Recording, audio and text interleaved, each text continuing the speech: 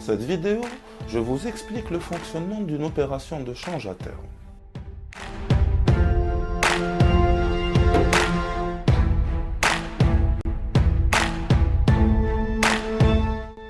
Supposons qu'une entreprise industrielle doive importer dans un an de la matière première pour un montant de 1 050 000 $ américains.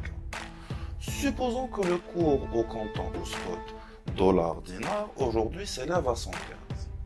Ainsi, le coût de ces matières premières aujourd'hui s'élève à 120,75 millions de dinars. Toutefois, ce producteur a besoin de ce 1 050 000 $ dans un an. Le problème qui se pose pour l'importateur est qu'il ne peut garantir que le taux de change reste le même d'ici à une année. Et si le dinar se déprécie, dans le cas où le taux de change passe par exemple à 130, alors le coût des matières premières peut très vite flamber. Ainsi, pour fixer le taux de change, le responsable financier de cette entreprise prend contact avec la banque pour réaliser une opération de change à terme portant sur 1 050 000 $ dans un an à un taux déterminé aujourd'hui, c'est-à-dire le taux de change à terme, échéance 1 an. Pour ce faire, la banque a besoin en plus du taux de change spot de deux données supplémentaires. Le taux d'intérêt sur les emprunts en dinars échéance 1 an, fixé sur le marché monétaire interbancaire, et du taux d'intérêt sur les emprunts en dollars échéance 1 an, déterminé sur le marché interbancaire d'échange, sur le compartiment marché de trésorerie de devises. Pour cet exemple, supposons que le taux d'intérêt sur les emprunts en dinars soit de 10% et que le taux d'intérêt sur les emprunts en dollars s'élève à 5%. Pour fixer le taux de change à terme échéance 1 an, la banque va procéder au montage financier suivant. Premièrement, la banque emprunte 115 millions de dinars à 5% pour un an sur le marché monétaire interbancaire. Deuxièmement, la banque convertit ces dinars sur le marché d'échange au comptant pour avoir 1 million de $ puisque le cours spot est de 115.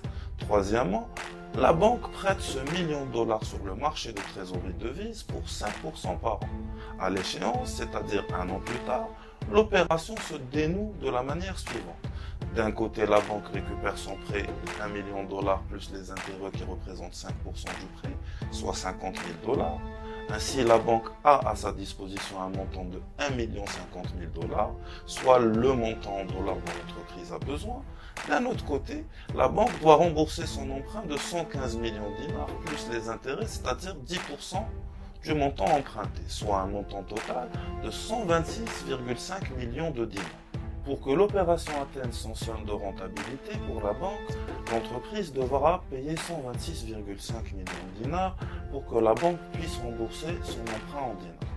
Ainsi, l'entreprise paiera 126,5 millions de dinars à la banque pour obtenir 1 050 000 $. Au final, la banque échangera 1 050 000 $ contre 126,5 millions de dinars. Donc le change à terme dollar-dinar est égal à 126,5 divisé par 1,05, soit 120,45. La banque proposera donc aujourd'hui un taux de change à terme dollar-dinar de 120,47. Elle pourra charger son client de quelques points de base en plus ou d'une commission. Ainsi, l'entreprise sait aujourd'hui que le coût de ces matières premières qu'elle devra importer dans un an s'élèvera à 126,5 millions de dinars. Aussi, nous remarquons que le cours à terme dollar-dinar, c'est-à-dire 120,47, est supérieur au cours au comptant, qui lui s'élève à 115. On dit que le dinar est en déport puisque le taux à terme indique que le dinar va se déprécier dans un an, alors que le dollar est en report puisque le dollar va s'apprécier. Ceci est dû au fait que le taux sur les emprunts en dinars, qui est de 10%, est supérieur au taux sur les emprunts en dollars, qui, quant à lui, est à 5%. Le différentiel de ces deux taux, c'est-à-dire 10% moins 5%, est appelé le taux de report pour le dollar et le taux de déport pour le dinar. J'espère que cette vidéo vous a plu. Si c'est le cas, merci de liker, de commenter et de partager. Portez-vous bien.